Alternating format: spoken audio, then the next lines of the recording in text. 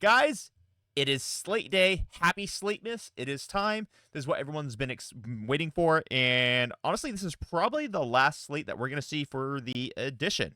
Luckily, we are blessed. We have the fantastic Gandalf himself. Mr. Shettel is in the house, and he's going to help us go through this. Hello, Shettel. How you doing? Mr. Jonathan, happy Slate Day. Happy Slate Day. For those of you guys who don't know, Shettel is the captain for Team Norway for the WTC. He's also my best friend, and we love this guy. He is the person who I do all of my planning with when it comes to getting involved in Warhammer. He actually hasn't been on the channel in a little while, but he has been regularly featured here, so we're really glad that he's going to be hanging out with us today. He's a Necrons expert, a Imperial Guard expert, so he's going to help us give us some takes as we go through the slate. Now, today's slate is, if you've seen some other videos, you may have seen that it's actually not that much content, but there are some really important changes that have happened here, even though there's not a ton of changes that have happened here. My initial impression is I'm really happy with the slate.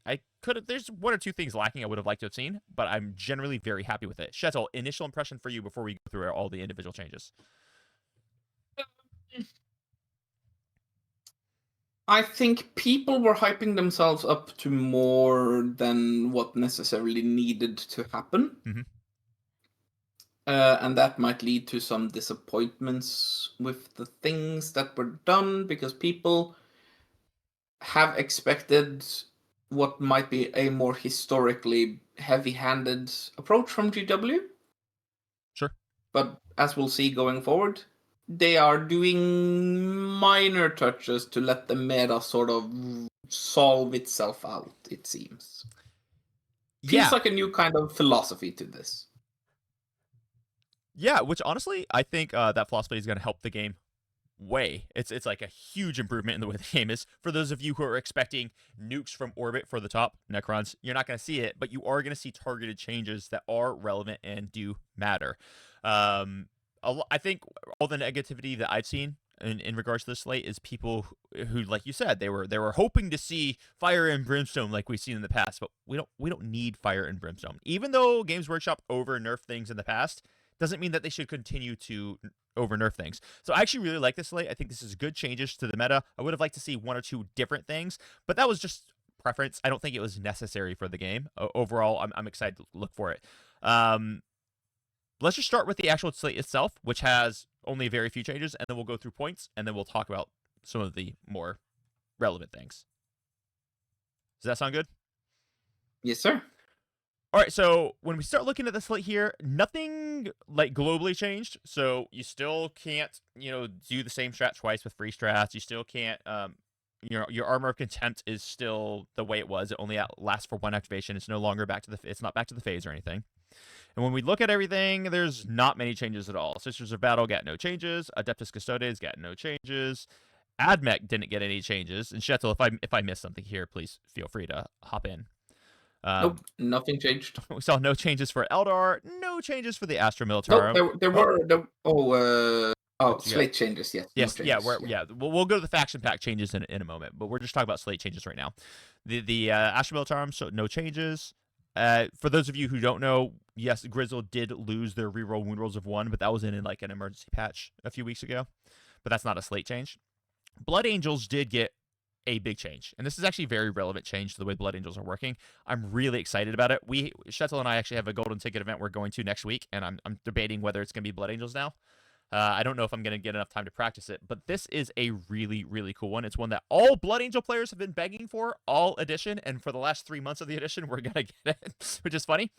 Finally, Sanguinary Priest can lead Blade Guard veterans. That means finally there is a relevant unit to use the Sanguinary Priest on. For those of you who don't know, the Sanguinary Priest does give you a 5-up Feel No Pain and +1 AP. And on a Blade Guard veterans profile, this freaking rocks. This gives you a lot of capacity to run Blade Guard vets, in especially Liberator Assault Group. So I think this does make people want to push back to the Liberator Assault Group, and more away from the Rage Curse Onslaught, although I've been a diehard fan since it was released, but I think that's awesome. Shettel, what do you think about that change? Do you think that's relevant, or that's good? I know people who have already been running like 12, 18 blade guards. The question then becomes like Justicar versus the Feel No Pain. In a meta right now that is seeing the rise of things like Tau and stuff, I think that'll trend towards the Feel No Pain being a very good addition. And that sweet, sweet AP3. And let's not forget, everyone, in Liberator Assault Group, you have an enhancement to give you fight first. So you can have the best of both worlds on one of your squads.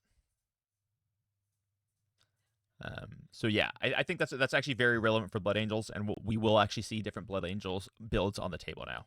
It's not guaranteed. It's not something that's going to crush the meta. I don't think it's meta defining or anything like that, but it is a very nice change for the Blood Angel players of you out there. Chaos Knights, no changes. Chaos Space Marines, no changes. Although when we get to the faction packs, there will be a change. Dark Angels, no changes. Deathguard, no changes. Drukhari, no changes. This was definitely the least like rules heavy change that we've seen for any of the battle slates we've seen. Then we get to Necrons. I think that makes sense. I agree. Because of the 500 worlds stuff that is coming. Because if they make changes based on what we have now, considering like everyone's probably going to be hit with 500 worlds type stuff eventually, new detachments, then this might interfere with how things work with like new units, new detachments, stuff like that, right? Yeah, that's relevant. I think that makes sense. So Shetzel, you want to talk to us about this one change we have for the Necrons? It is more significant than people think. All right, break it down for us. So the Catan are monsters. The Catan are the only monsters in the book. And there was a very prevalent build where you had 2 or 3 Catans or more in Star Shatter. Nothing in Star Shatter now works on Catans now. It doesn't work on monsters. It's not targeted to the Catans, but it's targeted to the Catans, right? Mm-hmm. Similarly, the Necrosaur no longer affects monsters, so there's no sustained on them anymore. Mm-hmm. And the Silent King auras don't work on monsters, which means no +2 move, no reroll once, no reroll charge. And that's, I think, more significant than people think. Yeah. Because one of the things that really hurt Catans has been like modifiers and stuff. So having the Necrosaur for sustained and the Silent King for rerolls really helped offset what modifiers do to Catans. Because it is still just 6 attacks on the strike, right? That, in theory, maybe only kills like 2 or 3 Custodes guards. And then you still have the objective. Yeah. So nothing actually happened there, right? Yeah, it's actually one of the things I've been doing with my Blood Angels. I've been, say, if I run like a 3-man squad of Sanguinary Guard and a Captain into the Nightbringer, I don't expect to kill him. I'm actually going to cause like probably 1 damage to him. But when he hits me, he hits on 3s, which means he drops 2 attacks, so he only hits 4 times. And then he wounds on 3s instead of 2s because of -1 to be wounded, so he only wounds me 3 times. Maybe 2 if he's unlucky. I pass 1 invuln. I spend a CP to pass the other one. I've got 2 units there. OC4. With your OC4, you don't score points. So Sangard have actually been really good at tying them up. Now they're better. And things like that, right? Yep. Yeah. So I think I agree that's highly relevant. How often were we seeing the King with the Satan? Was that was a pretty standard one? That was like the prevalent Star Shadow build. Yeah. It was Silent King, 2 Catans, 2 Doomsday Arcs, the Necrosaur, and some trash, right? Sure. So that was very prevalent. Like Pantheon, you didn't see it because in Pantheon they get their own buffs and stuff, right? Sure. And now with point changes, maybe you don't see that as much. Mm-hmm. But like Star Shatter was the biggest detachment because they benefited from the good strats, right? Reactive move on Catans means that you can't focus fire your army on them. Mm-hmm. You get 1 unit, maybe, right? Right. And if you only get 1 unit, you don't kill it unless it's you get lucky with Electro Priest or Slaughterbound or something in melee, but then they can't reactive melee anyway. So right. Yeah, that seems highly relevant. So no buffs on them at all is really big, and we'll go through some of the points buffs in just a moment. So that was Necrons. That was the state changes, and we previewed a few of the faction pack changes as well. Orks, no changes. The reality is, guys, orcs are. I know people are gonna kind of groan about this one, but orcs are good. They're strong right now. One of the things I would have liked to have seen is some internal balancing, and I'm sure everyone would have liked to see internal balancing for their own individual codexes. But like the reality That's is, probably the biggest miss, right? yeah, Of the, that's the thing. of the data slate, that they didn't take more opportunity to experiment a bit with internal balance. Yeah, that's the thing, right? But I also understand why they didn't, because I believe what they were thinking was like, hey, this is the last slate we're going to drop here. We don't want to screw. And the meta, honestly, yes, we know Necrons are a little strong, so we're going to bring them down, which they did. But the meta, like, if we mess with something now and we ruin it, we're going to have to release another slate that we're not planning on doing it. So maybe we just leave it be. We're just going to knock the top down and just let everyone enjoy the fact that it's basically an even game at this point, which is more or less true. I mean, yeah, I know there's going to be individuals who disagree with that. There's going to be certain armies that are always lagging behind, but that's going to be more or less true. There will always be top dogs, and For there sure. will always be people struggling. But I genuinely believe that if you put in the reps and the works with the faction you have and consider the Yeah. meta as a whole, I don't think there's an army that you can't win with. It's only degrees of difficulty. Yeah, Right? exactly. Of winning like GT, like 5-round GT type tournaments. For sure. Majors become difficult because there's so many games. Yep. That you will run into the thing that really messes with you on the mission that really messes with you. Mhm. But winning GTs and stuff, it's always about a certain degree of luck for the For sure. matchups that you have. Pairings Like is if always I'd gonna be a met thing. you at Okeanos, right? I don't think I would have won that because I think that list is too good against guard, right? Exactly. Yeah, I completely agree with that. Okay, and that's the slate, man. So, guys, that was it. That was all the rules changes that we saw for the data slate. Now, there were a few other details in the faction packs, which we are going to get to, but we're going to go through points first. Before we go through points, Shetel, was there any standout thing that actually seemed really surprising to you on here? Just to In give the people a slate, preview. no. In one of the faction packs, yes. Okay, cool. So we'll get to that when we get to faction packs then. But yeah, I the only thing that surprised me with the day slate was that they didn't do any internal balancing. But then when I thought about it for a moment, it kind of makes sense. Like right now the game's actually really good. Like it's really balanced. I know some people might think it's a little boring, but like you got 3 months till there's a brand new edition. You don't it maybe 2 months till there's a brand new edition hitting us. So the reality is they're just like, hey, the game's functional. It's in a good place. It's relatively balanced. We'll just improve the balance and we can mess with mechanics later. Is what it seems And like. it should also be said that 500 worlds and new characters and stuff coming also changed the meta. Very relevant. Right? That's things that people miss is that it's not only the data slates that change things, it's also the new additions. That's a really good point. All right, so let's go through this Munitorum field manual. So notes changes for the sisters. The Custodes, they got one change. Custodian Guard went up by 10 points. But there's another change, which we'll see in just a moment, and that's going to be the Imperial Agents. So your Inquisitor Draxus went up by 15 points, and so did the, what's it called? The Inquisitor. He went up by 10 points. So the Custodes build that you guys have been seeing, triple Land Raiders, blah, blah, blah, it went up by a few points. Now, I hear a lot of people are talking to me like, oh, it's the end of the world, it's the end of the world. But it's not. And why is it not the end of the world, Shetel? Because you ultimately just drop the Inquisitor and like a dude. Yeah, you drop like one model and it's the same. Because remember, the list functionally isn't the same. It just isn't as over the top as it kind of was. Because like that's a list that is very difficult to lose with. You might not always win very big, but it's one of those lists where I go like, oh, I'm gonna play my heart out and I'll get a 12. Right. Yeah. and if I mess up, it's straight to 0, baby. And that's the story, right? So, and remember, guys, there's a big difference, and some most people who are really concerned about that list, by the way, are concerned about it in a team's context. But the reality is Warhammer is a singles game. Like, yes, teams is growing, teams is cool. I like teams, but this is a singles game.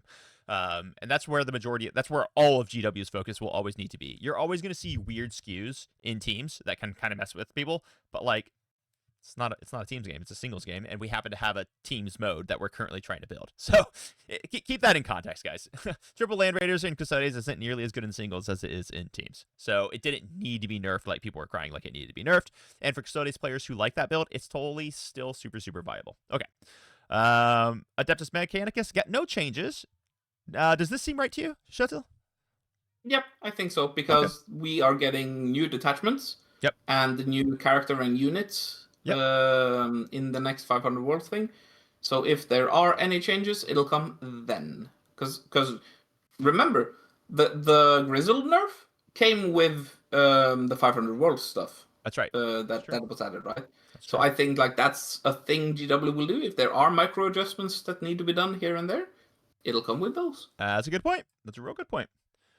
Aeldari. So this is one of the ones that I thought was a little bit of a swing and miss. For the first time in my life ever, guys, I kind of wanted elves to get buffed a little bit more than they did. Now, I don't think this is that big a deal because elves are actually a lot better than people are popularly saying they are. They're saying that it's impossible to play with them. And yes, I know win rate percentages, but win rate percentages are overwhelmingly because of Ultramarines and Necrons right now, and that has been addressed.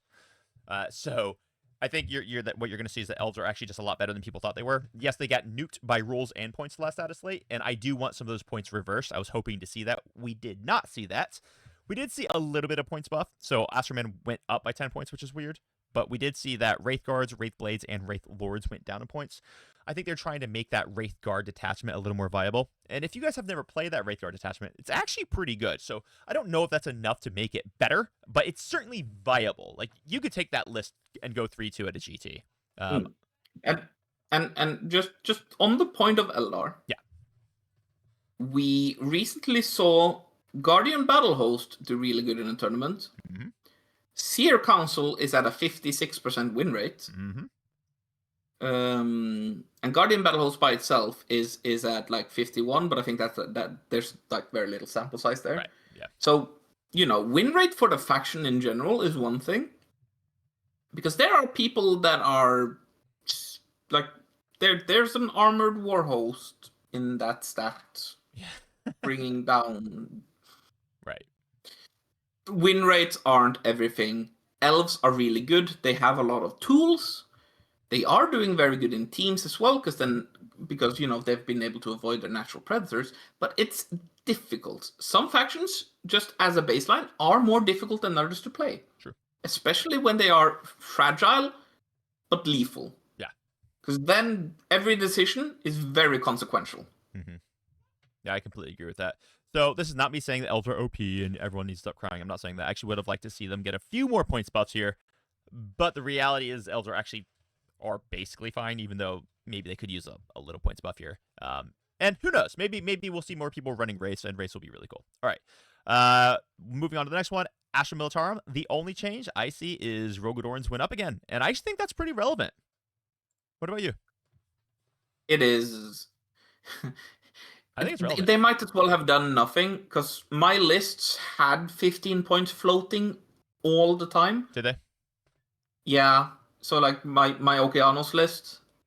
Yeah, but you're a little different. You're like single Dorn guy, Yeah, but even then, right?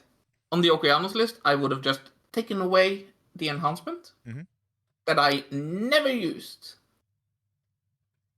So, I think it basically was almost irrelevant, I think. I think 30 points there is easily absorbed. An engineer squad. Yeah. But I think that matters, right? Losing an engineer squad, losing one unit, it actually is relevant. Like, I'm not saying that this nerfs from a 60% win rate to a 40% win rate, but like that actually does kind of matter. It feels like nothing though, because I think one of the things people will just do is shift around some points to other good units, right? Mm-hmm. The lists will almost wholly look the same. Okay. Even like that's your standard like double Dorn list and stuff. Yeah. Okay. And if you're still running double Dorn, don't. Well, a lot of people still are, but and you guys heard it from Mr. Shetzel here. Just don't. All right, Black Templars, they got a change. Minus 10 points to the Crusaders. I actually find this very relevant. Now, for those of you who don't know, Crusaders or Crusader spam is kind of back, especially in a team's context where you're seeing like 60 Crusaders on the table. It is only 30 points, but those 30 points actually make a real difference between what your last unit is. It really allows you to take the infiltrators instead of the extra squad of scouts. And that extra 30 points is relevant in places. So one thing you yeah, go for might it. be missing is that it essentially goes out to like 15 points because you do have a combi lieutenant most times, right? Maybe, yeah. So it depends on if you are running that combi lieutenant. I don't actually think I would run the combi lieutenant in a 60 man, in a 60 man spam personally. But you're very correct. I think the combi lieutenant, which we'll talk about later, he is no longer an auto include in Space Marines, but he's still good. He's still good, but I don't think he's auto include. But I think Black Templars players are they're not going to be happy because they wanted to see green everywhere. But I think you probably should be happy because this is fairly relevant if you're running Crusaders. Now, if you're not running Crusaders, then I don't really know why you're running Black Templars, but I hope that you enjoy life anyway. Yeah. Do you have anything to say on Black Templars? No, I think I think there are a lot of Black Templars players that wish they were more different than they were, but that's not a thing balance can fix. That's a design choice. Right. Fair play. All right. Blood Angels, Astaroth went down by 10 points and makes literally no difference in list designs. I still don't take him. Some people might because they like him because he is a sick model, and I absolutely adore the model, but I don't think it changes anything. I think the Sanguinary Priest leading Bladeguard veterans will change list design, though. For the class that might not know what does he actually do because he's been so irrelevant. Yeah, so when Astaroth is leading a unit of Death Company Marines with jump packs, he gives them a 4-up fight on death and devastating wounds when they charge. I guess. Yeah, like it's fine. But I wouldn't ever spend 95 points on him, and I'm still not going to spend 85 points on him. To be honest with you, I'm still never taking a 10-man blob unless it's led by Lamartes anyway, and I'm not taking that unit either, because a 5-man with a captain for sustained hits with full rerolls to hit baked in is just better. So, I don't think it's relevant, but, if you like Astaroth, and I do agree, the model's gorgeous, and if any of you awesome painters out there want to send me an Astaroth model, I'm happy to demonstrate him on the channel for you, because holy crap, that model's awesome. And I am a bad painter. But yeah, I think that's what it is. All right, let's talk about Chaos Demons. I think this was actually quite relevant for a variety of builds because this is the same change that happened to T-Suns. We had Kairos Fate Weaver went up by 10 points, and we had Lords of Change go up by 15 points. And Infernal Puppeteer went up by 15. Exactly. Now, what do you think that change means, Shetel? It was an interesting build. Triple chickens is what he's talking about, guys. It essentially makes that go up by what did I say? 15, like 60? 15. Yeah, it's 60 points. And actually it's 75 points with the enhancement. That's a lot. Significant. For a low unit count army already. Yeah, one of the problems with that list was when you kept just taking out the trash and then the birds do whatever, right? Because they are a little bit tricky to kill. They can just sit away from you and up be downy without any consequence, right? If you try to kill the birds, you need to actually kill the birds. Mm-hmm. Having essentially one unit less in that army, I think is a lot. Fine.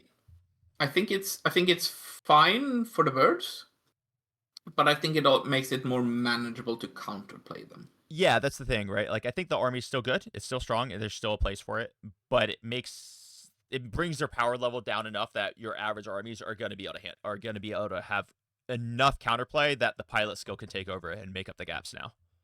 Yeah, like you sort of can't get cute with different types of like things. Like you can't bring a plague bearer unit now, right? I think. Yeah, and that's actually really that matters a lot. Like that matters a ton. So I'm interested to see how people pivot if the scintillating, quadruple chickens and Bellacore list is still the one. I do know some guys out there have been having a lot of success with demonic incursion, but running chicken spam. That is almost certainly going to be out because you also have to have the points for all the enhancements now. So I wonder how that works. And then with T-Suns, it's basically I wonder if incursion is hit less because that is just 10 points, and they usually floated 10 anyways. Like if you No. don't consider Kairos, right? Well, they went up. The It's like, incursion went up by 15, right? Because your Lord of Change goes up by 15. oh yeah, I meant 15, right? Yeah, yeah. But That's relevant. I think because like I think that's always been fine. Demonic incursion, it's always been like Maybe. good-ish. Oh yeah, demonic incursion rocks for Um, sure. Rocks. but like 15 to 25 points in incursion is probably fine. You swap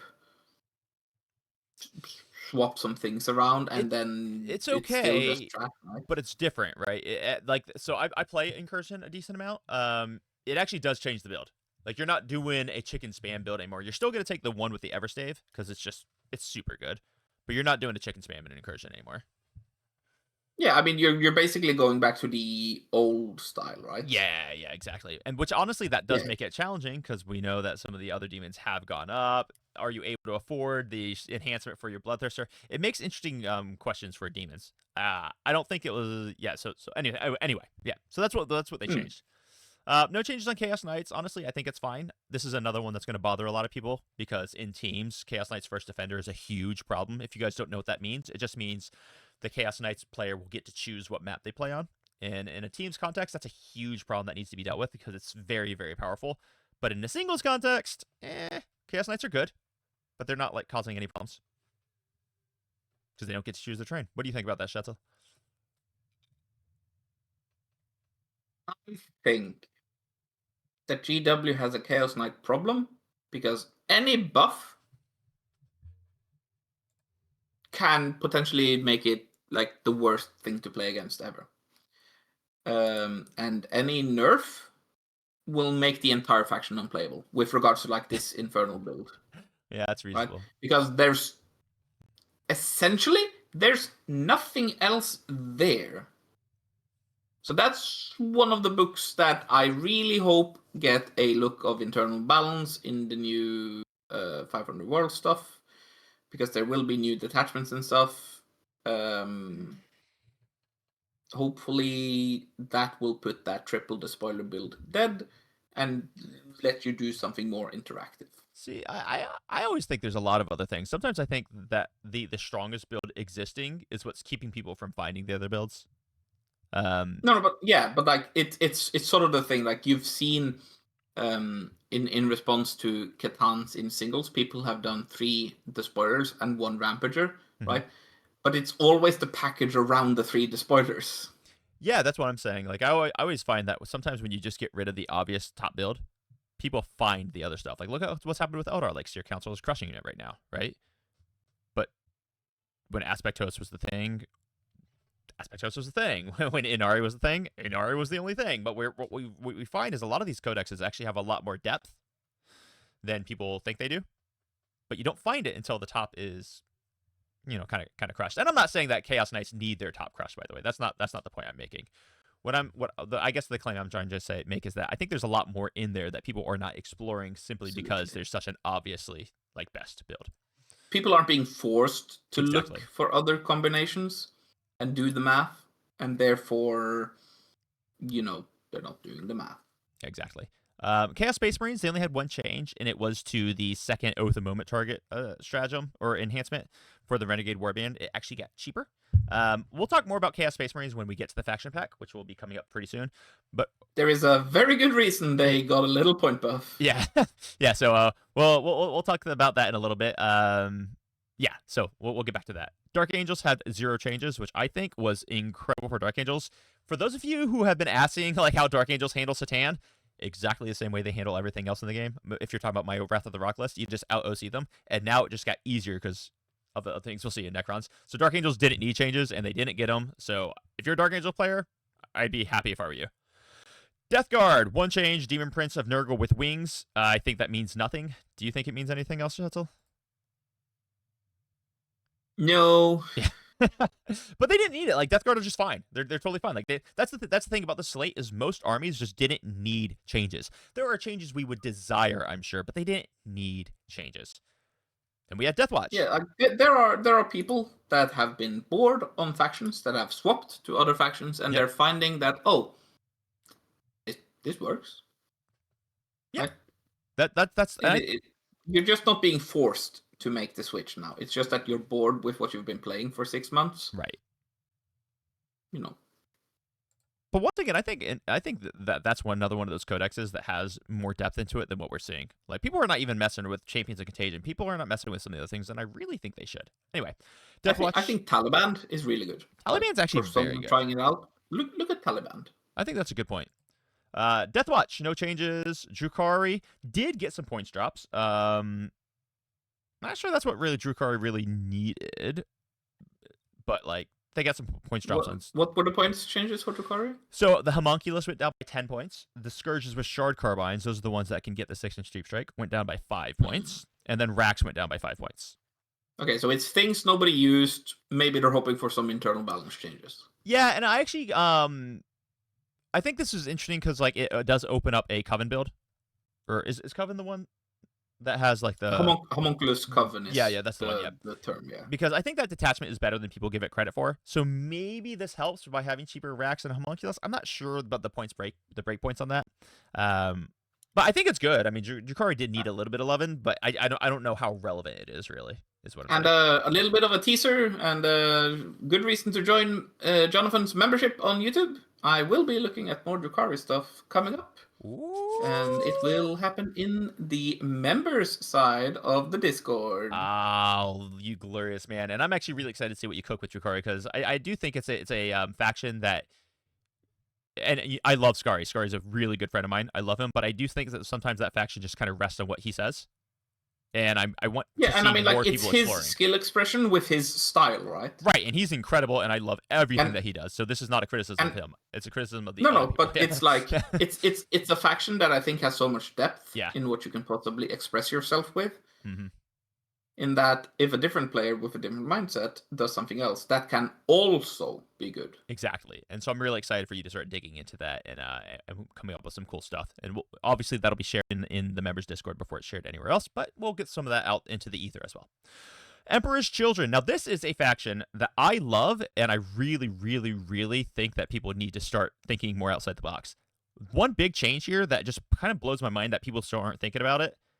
Chaos Terminators, 5 of them for 145 points is I don't care if their ability is practically useless. That is dirt cheap for advanced fallback shoot and charge move 6 Terminators. Like, that's a relevant unit at 145 point cost, I think. That's solid. And we also saw... Yeah, go ahead.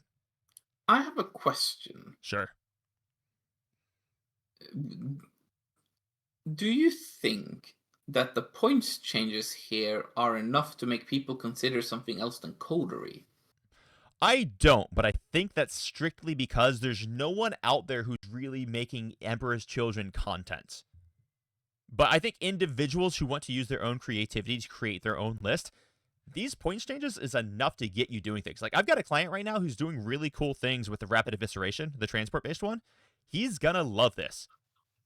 I actually find that the Terminators and the Flawless Blades points cuts comes in really, really big in several detachments. So I really hope you guys watching this start thinking about Emperor's Children and don't wait for someone to make a list and put it out there. Like, start experimenting, because that is by far the cheapest Terminator body in the game, and Terminators are more durable than people give them credit for being. If I was looking at an Emperor's Children right now, I'd probably be looking at how do I start a list with just like 15 Terminators, 3 squads of 5. Anyway, so that's the changes. Gene Stealer Cults, no real change. Grey Knights. Now, Shetel, do you want to talk about this? Because this opens up a really interesting skew here. The Terminator drop. Is it enough? I mean, people were already kind of doing it. Is it enough? Because those are getting pretty affordable. Because if you're thinking, like, it's 75 points, right? If you're running 3. That's significant. Were people running 3 or were they running 2 and Paladins? I don't think people were even taking 10 mans, to be honest with you. But I think they should consider it now. Well, I mean, like if you think about like the earlier lists. Yeah.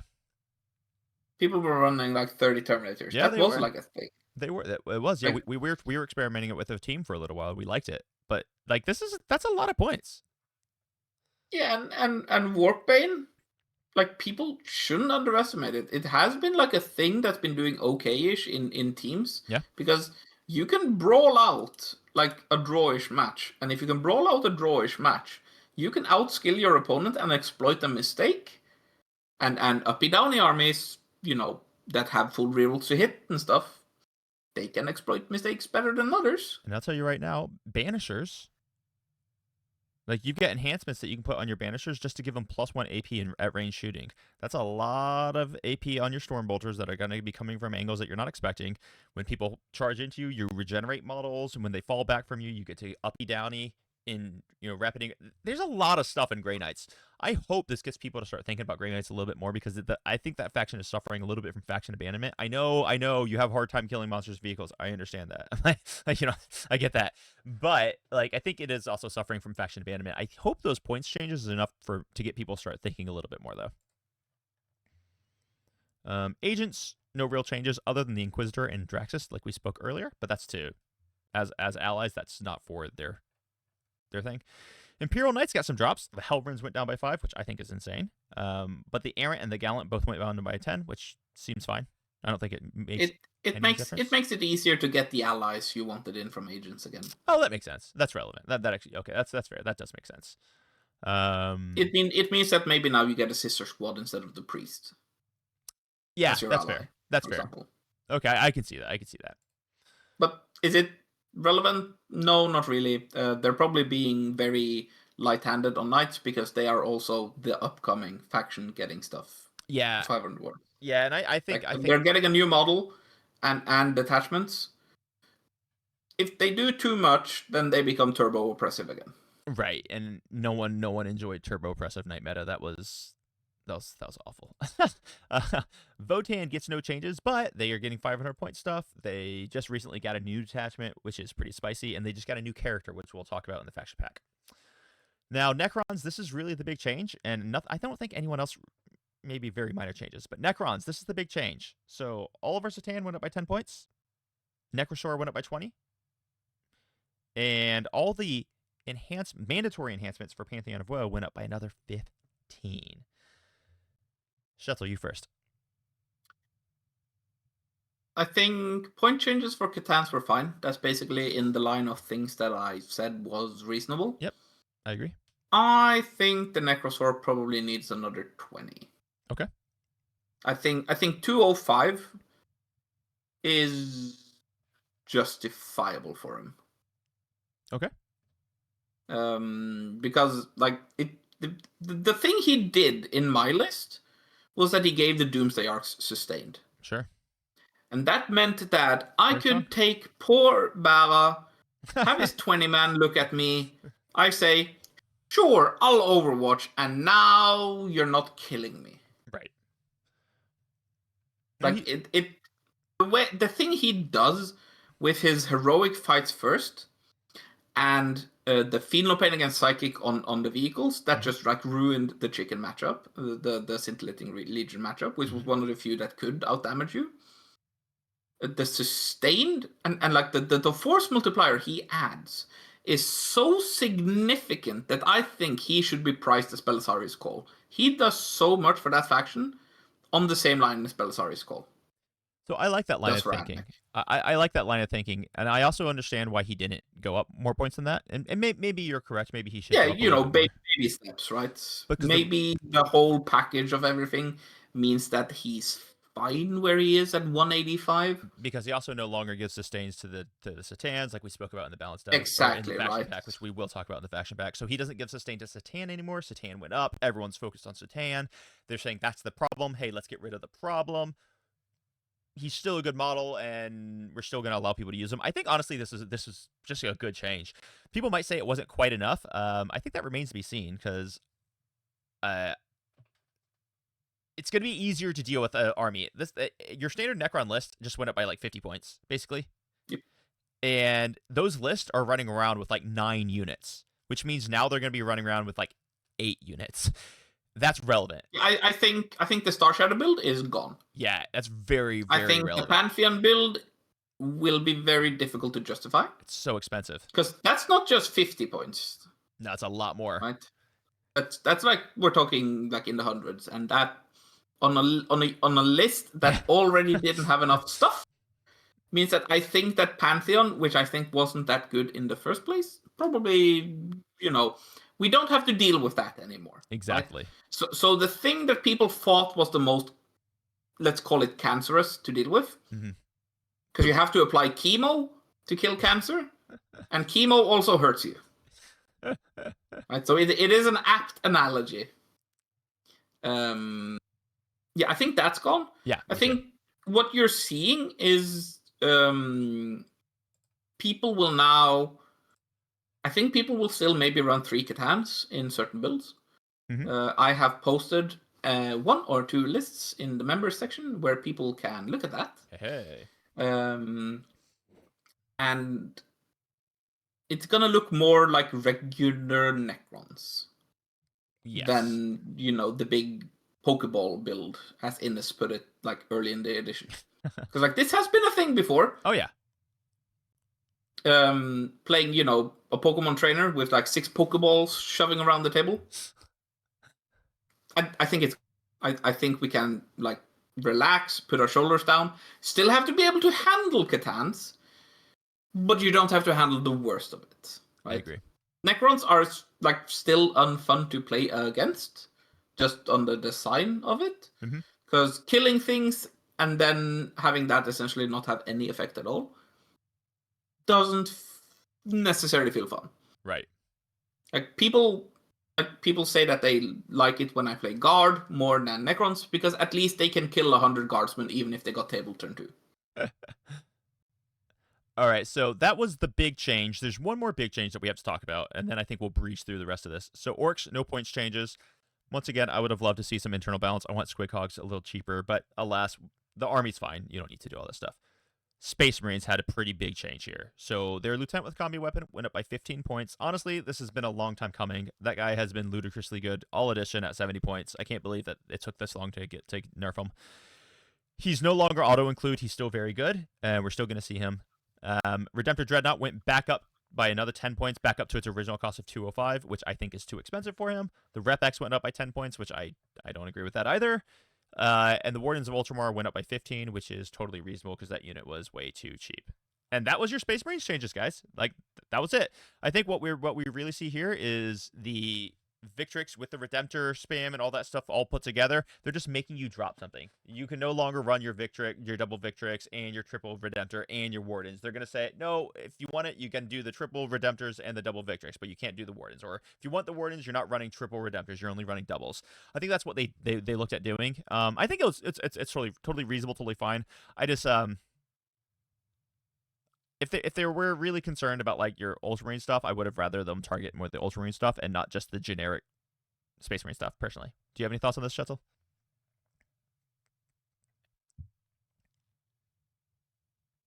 I think things are getting nerfed because of Ultramarines.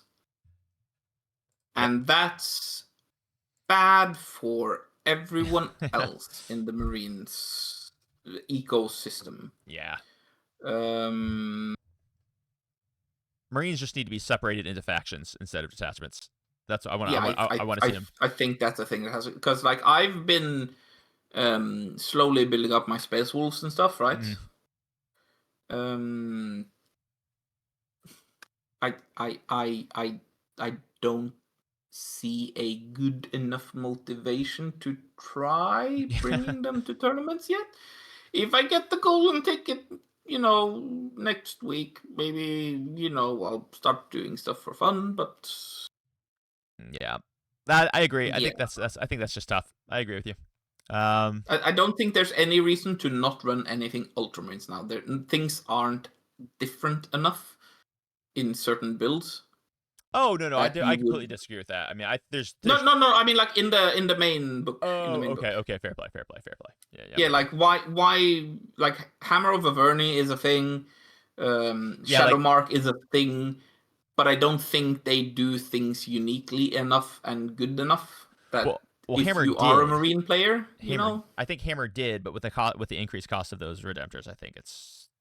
That basically cooks that. Yeah, that's what I mean, right? Yeah. The strays everyone else is catching because of this It's unfortunate. Is ruining build diversity.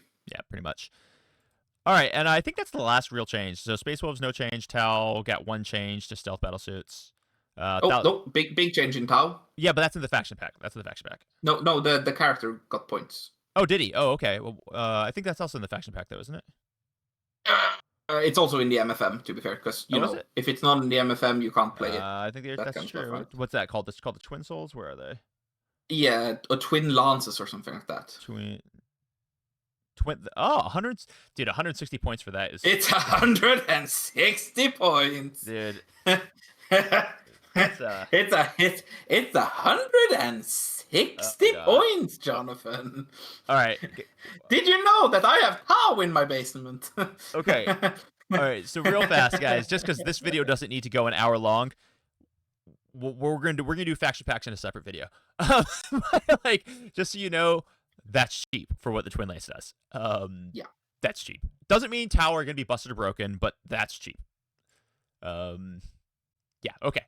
So we'll move on. We'll table that. But Thousand Sons got the same change as the Demons. It's just for their demon detachment. Kairos and the Lord changes went up. Tyranids got 0 changes. Honestly, surprised me a little bit, but it is what it is. Tyranid Prime is too expensive. Yeah. How much did he come down at? 85. I mean, I kind of assumed he would be at 80. Like, I don't know. 65, 70 is where I had it, but yeah. Yeah. I mean, there's an interesting build where you can take him and you can run him with like 3 squads of 20 Hormagaunts. And that actually gets quite fascinating, whether you're depending on what detachments you're running. Yeah, it's just that it's a bit of a wet noodle. Yeah. For 85. 85 is. Yeah. I would have liked to have seen him a little cheaper than that. But man, I've been playing a lot of Tyranids recently, and honestly, Tyranids are cheap, dude. And they feel real good. So I don't know how much cheaper we need most Tyranid stuff to be. I think they just need like just slight rules adjustments. I don't think it's a points things for them. World Eaters 5 points off on the Forge Fiend, and that's the story, guys. Those are all your points changes that we had. That's it.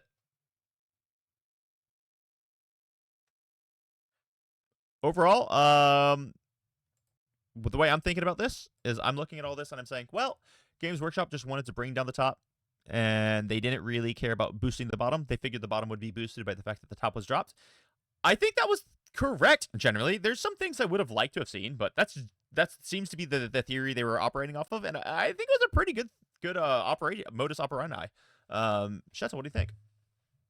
Yeah, I think being cautious, especially now that they have alternative release schedules for detachments, and they are doing micro adjustments where they deem necessary.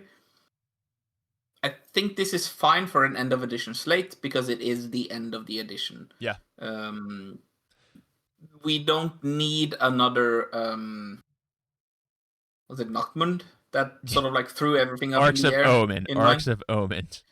Yeah, like when Orks of Omen came out in 9th, everything changed. So it was basically a new edition before the edition. Yep. And I think it's fine that we play with the stable game we have now and like let people prepare mentally for the fact that 11th is looking to be different. Yeah, we're same, but also different in how it plays. Same, but different. If you guys have seen the interview, glorious movie. Yeah, so those are points.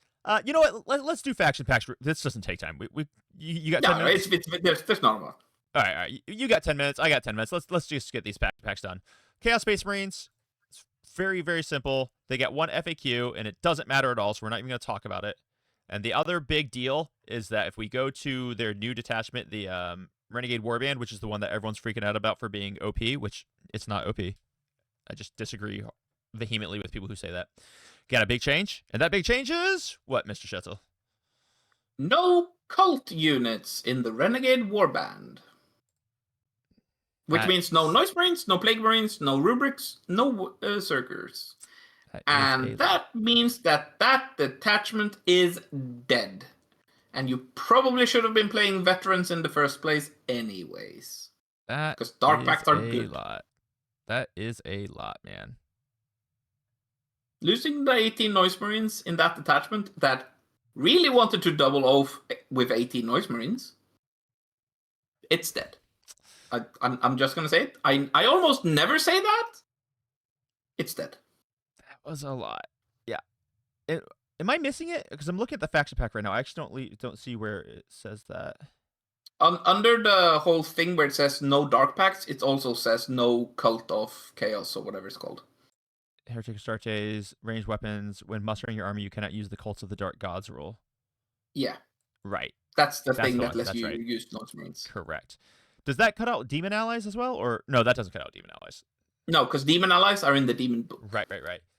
Yeah, that's a big deal, man. That matters a lot. And by the way, just another thing about this detachment before we move on to the next faction pack. The first time you guys are playing this detachment and you fail that battle shock, which means you can't re-roll that 3-inch charge that you're going to have, and you lose the game because of it, you're going to realize that this rule, while it's good, it's not busted. So anyway, Renegade Warband, solid detachment. I think that's a pretty big nerf to it. So you're probably going to see people running Huron's Raiders, Huron's Marauders a lot more often. And I think that's fine because CSM have some cool stuff available to them. All right, that's the faction pack for CSM. Let's do Necrons real fast. Necrons we basically already spoken about it all. The only I think we actually spoke about literally all of it, right? It's Necrosaur. There's nothing else new in like the actual faction pack that wasn't also in the slate. Right, we talked about the King. We talked about Necrosaur. They no longer give their auras to the Satan. All right, cool. Then we don't have to do that one. Leagues of Votann get a new character, and you guys have probably seen him. I'll go ahead and talk to you about it. And they also get one FAQ change. So in Brandfast Oathband, they changed the stratagem where they can disembark 6 inches from the transport to the end of any of your phases, which makes it better for them because I think it was at the end of like their movement phase, right? But now it's at the end of any of their phases. But you still can't do it in your opponent's turn. It's also there's also another significant change there that I'm not sure is caught by that specific thing. Okay. You can do it regardless of whichever like hostile acquisition thing you're in. That's a good point. That's actually I hadn't thought about that. That's actually really, really good. So I think it's I think it's just removed. It's not like struck out, so people might miss it. Yeah, so that'll be cool. Actually, that'll be actually quite cool. So I'd like to see what people start cooking with Oathband a little bit more because that does give them a ton of mobility. So that is a cool one. And then besides that, they got their new character Beric Stormbro, and I think he was what he was like 110, wasn't he? I don't think he's 110, which is pretty expensive. He's pretty good, but that was pretty expensive. Yeah, I don't know. Like, did Votann need him? No, Votann are still actually quite good. Yeah. Basically, what he did is 110 when the twin lances are 160. Yeah, that's kind of insane. So effectively, what this guy does is he takes your 5-man unit of Berserks and makes them hit like a 10-man unit of Berserks. But now he costs more than a 5-man unit of Berserks. So it's like, why don't you just take a 10-man unit of Berserks? And that's more or less what it is, unless I'm missing something. Yeah, kinda. Yeah, I mean, he hits flat damage 4, pretty good strength. He gets sustained hits to the entire unit, and he can give them heroic intervention for 0 CP, which is cool. But like, yeah, he's too expensive. He's good. I like him, but he's just too expensive. So that's what happened for Votann. We look at Tyranids. I think Tyranids, the only change that they got was the Tyranid Prime with Lash Whip, which we've already kind of spoken about him, so we'll just move on. And then lastly, we have the faction pack for the Tau, and that is going to be basically just the Twin Lance. And let's talk about why the Twin Lance is so dang good. Shetzel, I'm just going to let you run with this one. Okay, so Tau has like been a shooting army, right? Or so it's been said. And you can't shoot in melee, typically, right? You can shoot in your shooting phase in melee if you have pistols or are a vehicle, but like in the fight phase, you can't shoot. You have to fight. With your close combat weapons. These gentlemen, these two distinguished Gemini of the Tau Empire, have figured out that being this close to a person doesn't mean you can't also pull the trigger. They can shoot their guns in melee, essentially. And then they figured out you don't have to stay around. They can just leave combat again. That is bonkers. The fact that they get that too. Ugh. There's a fun picture floating around where they basically like go I'll use my webcam as a reference for it. Like they go like here, they go like here, they charge you here, and then they go back here again. So they can like do circles around the map in one turn. In certain detachments, like I think it's Orks cadre that has the other fallback thing, because they can do a fallback or a normal move, so and you are restricted to only one normal move per phase, but you can do both. Yeah, you can do a fallback and a normal in the same phase. The strat for the fallback and then do their normal move. It's so bonkers. And you can do it regardless of if you're in combat as well. They basically have a second movement phase. It's just at the end of the fight phase. I can't believe that was written that way. Like this is such like crazy end of like the edition. Screw it, rules writing. It's a really cool unit. I love it. I actually think it takes like, you know, 1 or 2 words to make them more reasonable, but 160 is a ludicrous cost for them. It doesn't change Tau so much that now Tau are the top dogs, but it does give Tau access to a good weapon that is going to be a problem for their opponents. So if you look at their shooting, their shooting's good, but it's not like they're not going to be tabling opponents on their own. They're tough, but they're not going to be surviving, you know, everything on their own. But they're a cool tool, and it's just kind of silly that they're only 160 points. But yeah, man, guys, overall, that was the data slate. I think it was great. It was less impactful than a lot of other data slates, or maybe not less impactful, but it was less dramatic than a lot of other data slates. But I think it was actually quite impactful for what we're going to be seeing on the table. For Necrons, they are a problem. They've been a problem for the meta. People have been struggling to deal with the Satan. Now it's going to be easier to deal with them because there's just going to be less of them, or there's going to be a lot less other Necron units when the Satan hit the board. That was the big one that needed to change. Your Ultramarines got hit. Unfortunately, it took some of the other Space Marines down with them. No one really gained very much, but everyone kind of gained because the top got hit pretty exclusively. Yeah, if you did not get hit here, you made out. Yeah, pretty much, man. So, Shato, anything that you want to drop? Any other words of wisdom you want to drop for people here? Don't overreact because things didn't happen the way you thought they would. Thank you. It is always good to give things a couple of weeks because it is always a slow-moving meta. Yes, sir. 500 Worlds is coming out. Ooh. Things will change. Predators will get preyed upon, and then the meta just shifts again, right? You got it. Because when AdMech gets new stuff here, they might be, you know, strong enough that Necron players say, I can't win with this anymore, I'm gonna do something else. And then no balance change happened to Necrons, but they disappeared, right? Give it time.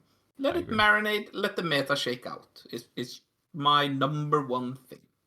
I think that was really well put. Anyway, Shetzel, thanks so much for coming on and hanging out with us. It's been a while since you've been on the channel. We need more of you. We need more Shetzel in our lives. And I'm going to see you next weekend as I'm trying to kick your butt, or I'm going to cry because I'm getting my butt kicked at the GT. Yes, sir. All right, buddy. Be well. Everyone, thank you for joining us. Hopefully you have a great day. Crump on, smash the like button, share with all of your friends, and join the members-only Discord, and join our TTS leagues, and join all of the festivities as we are list building and plotting for the coming edition. Bye-bye.